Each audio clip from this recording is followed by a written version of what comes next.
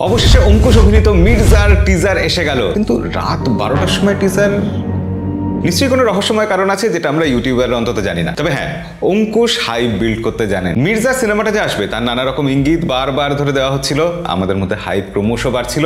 অবশেষে একদম পিকে নিয়ে গিয়ে টিজারটা দিয়ে দেওয়া হলো, এবং এক কথায় বলতে হলে বলতে হয় টিজারটা দুর্ধর্ষ হয়েছে। বাংলা সিনেমাতে এরকম টিজার আনএক্সপেক্টেড। টিজারটা ডিজাইন করা হয়েছে ভালো, শুট করা হয়েছে সুন্দরভাবে, বিজিএম ভালো এসছে, ন্যারেটিভ খুবই ভালো, ক্যারেক্টারগুলোকে ইন্ট্রোডিউস করা হয়েছে অসাধারণ কায়দায়। মোদ্দা কথা হলো একটা টিজারের কাজ হচ্ছে হাইপ বিল্ড করা, সেটা এই টিজারটা 100% সফলভাবে করতে পেরেছে। তবে তবে তবে আমাদের চ্যানেলে শুধু কোনো কিছুর প্রশংসা করা হয় না। যদি শুধু প্রশংসাই শুনতে চান তাহলে হাজারখানা চ্যানেল আছে, সেই সব চ্যানেলে গিয়ে শুনুন যেখানে ফ্যান ক্যাটারিং করা হয়। আমরা যে কোনো জিনিসের ভালো দিক আর খারাপ দিক দুটো দিকই উল্লেখ করি। একজন সাধারণ দর্শকের চোখ দিয়ে দেখি, আর সাধারণ দর্শক শুধু ভালো বা শুধু খারাপ দেখবেন এরকম কখনোই হয় না। তো ভালো মন্দ পেশানো এই ভিডিওতে খারাপ কি কি দেখলাম সেটা পরে বলছি, তবে শুরুতেই বলি যে ভালো অনেক কিছু দেখেছি। প্রথমেই বলবো অঙ্কুশের ভয়েস ওভারে গোটা টিজার জুড়ে যেভাবে ব্যাপারটাকে বলা হলো অসাধারণ লেগেছে। আসলে টালিগঞ্জে ভালো কণ্ঠস্বরে, এরকম পরিষ্কার উচ্চারণে এবং সবথেকে বড় কথা সঠিক উচ্চারণে বাংলা বলবে এরকম হিরো খুব কমই আছে।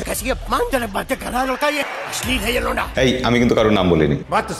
অঙ্কুশের মধ্যে এই গুণটা আছে এবং সেই গুণটাকে এখানে পুরোপুরি ব্যবহার করা হয়েছে। এবং অঙ্কুশ যেভাবে তাসের জোকার, কুইন, বাদশা, টেক্কা, তাসের এরকম এক একটা কার্ডের সাথে যেরকম এক একটা ক্যারেক্টারকে মিলিয়ে তাদেরকে ইন্ট্রোডিউস করেছেন, ও ব্যাপারটা জমে গেছে। জোকার, বেগম, বাদশার পর যখন টেক্কাকে ইন্ট্রোডিউস করা হলো এবং সেই টেক্কা যখন জিপ নিয়ে দরজা উড়িয়ে দিয়ে এন্ট্রি নিলেন, তখন মনে হলো আমরা শিওর ছিলাম যে এটা অঙ্কুশই হবেন। কিন্তু না, এখানে অঙ্কুশ ছিলেন না, এখানে ছিলেন এই সিনেমার তুরুপের তাস। কৌশিক গাঙ্গুলিকে এখানে টেক্কা হিসাবে ইন্ট্রোডিউস করা হলো। কৌশিক গাঙ্গুলি এমনিতেই দুর্ধর্ষ অভিনেতা, তার উপর এখানে তার লুক অ্যান্ড ফিলটা যেরকম একটা ইম্প্যাক্ট ছেড়ে গেল, মনে হলো সিনেমাতে এই ক্যারেক্টারটা ফাটিয়ে দেবে। যে কোনো অ্যাকশন সিনেমাতে এই ব্যাপারটা খুব জরুরি যে হিরোর মতো ভিলেনও যেন সমান শক্তিশালী হয়। হিরো যদি অনেক স্ট্রং হয়ে যায় আর ভিলেন যদি মেরে হয় তাহলে লড়াইটা তো জমেই না। তো এখানে একে তো কৌশিক গাঙ্গুলি, তার উপর তার ক্যারেক্টারটাকে এতটা ইম্পর্টেন্স দেওয়া হয়েছে টিজারে, আশা করা যাচ্ছে যে সিনেমাতে ভিলেনের ক্যারেক্টারটা মারকাটারি হবে এবং সেই ভিলেনের সাথে হিরোর যখন জমজমাট লড়াই হবে সেটা দেখে আমাদের মন ভরে যাবে, পয়সা উসুল হবে। একজন হিরো,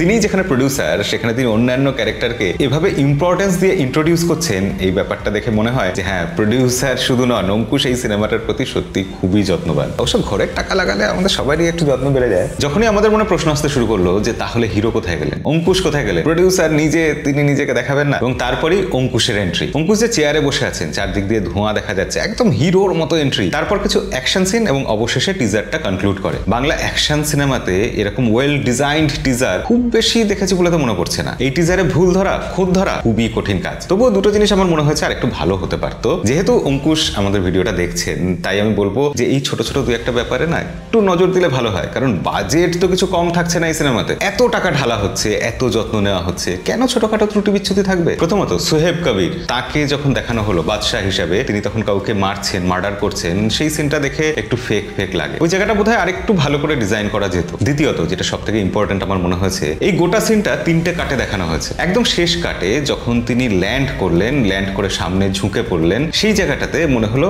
যে তিনি দাঁড়িয়েছিলেন এবং সেখান থেকে তিনি সামনে ঝুঁকে পড়লেন। এই কাটটাই যদি 1 সেকেন্ড আগে থেকে দেখানো হতো যে অঙ্কুশ মাটিতে ল্যান্ড করলেন তারপর সামনে ঝুঁকে পড়লেন, অথবা 1 সেকেন্ড পর থেকে দেখানো হতো যে অঙ্কুশ মাটিতে ঝুঁকে পড়ছেন, তাহলেই এই জায়গাটা দেখতে অনেক বাস্তবোচিত লাগতো। আমরা তো ইউটিউবার, অনেক খেটে খুঁটে এই জায়গাতে এসেছি, আমাদের এডিটিংটাও শিখতে হয়েছে, তাই এগুলো আমাদের নজরে পড়ে যায়। এটা কোনো বড় বা উল্লেখযোগ্য ত্রুটি নয়, কিন্তু এত ভালো একটা টিজারে এরকম একটা দুর্বল সিন কেন থাকবে? যাই হোক, মির্জা সিনেমাটার জন্য আমি খুবই এক্সাইটেড, অপেক্ষা করছি। এই ঈদে রিলিজ হবে এবং এই ঈদের স্লটটা জিৎ ছেড়ে দিয়েছেন অঙ্কুশকে মির্জার জন্য। সেক্ষেত্রে মির্জার প্রতি এক্সপেকটেশন শুধু আমার নয়, সবার রয়েছে। তবে যে কোনো কিছুর ভালো আর খারাপ দুটো দিক সম্পর্কেই জানতে চাইলে, নিরপেক্ষ হতে চাইলে আমাদের চ্যানেলটা সাবস্ক্রাইব করে রাখবেন, আর ভিডিও ভালো লাগলে লাইক করে দিতে ভুলবেন না। আজকের ভিডিও এই অবধি, ভালো থাকবেন, সিনেমা দেখবেন।